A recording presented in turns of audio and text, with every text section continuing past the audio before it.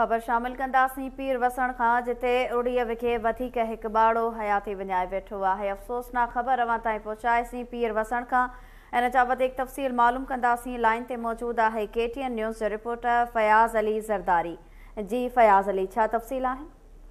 जी बिल्कुल, पीर वसण में उरड़ी के मर्ज़ ते राब्तो न अची सघियो। पीर वसण भरिसां BHU खरड़ा वेझो ई भील पाड़े में वधीक हिकु ॿारड़ो 2 साला जवाद अली पुट अब्दुल जब्बार फुल फोत थी वियो आहे, जॾहिं त साॻे ई ॻोठ में 40 खां वधीक ॿारड़ा उरड़ी जे मर्ज़ में मुब्तला आहिनि, जंहिंमें भील पाड़े में 20 खां वधीक मासूम ॿार ऐं मदरसा मोहल्ले में 21 ॿार मोज़ी मर्ज़ में पिणु मुब्तला आहिनि, जंहिंमें 2 साला दुआ दी मोहम्मद शरीफ फुल, 3 साला सुफियान पुट मज़हर फुल, 1.5 साला वजहुल्लाह वलद सफ़ीउल्लाह फुल, 1 साल जो उबैदुल्लाह वलद अब्दुल रहीम फुल ऐं 8 महीननि जी मासूम शाज़िया दी सकलेन फुल समेत 40 खां वधीक मासूम ॿारड़ा उरड़ी जे मर्ज़ में पिणु मुब्तला आहिनि। उन बावजूद सिहत खाते तोड़े BHU खरड़ा पारां मासूम ॿारड़नि जूं हयातियूं बचाइण लाइ के बि उपाउ पिणु न आहिनि वरिता।